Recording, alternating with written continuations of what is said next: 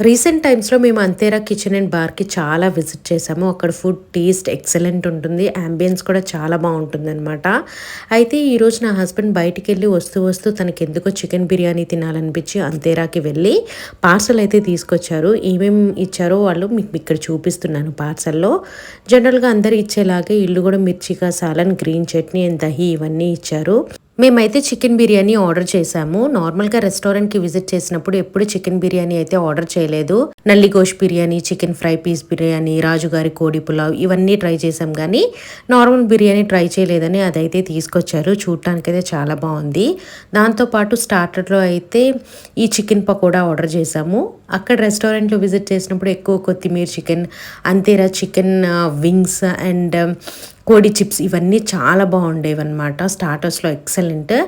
And నాకు మెయిన్‌గా అక్కడ బాగా నచ్చింది అంతేరా కోడి వింగ్స్. ఎప్పుడైనా విజిట్ చేస్తే డెఫినెట్‌గా ట్రై చేయండి.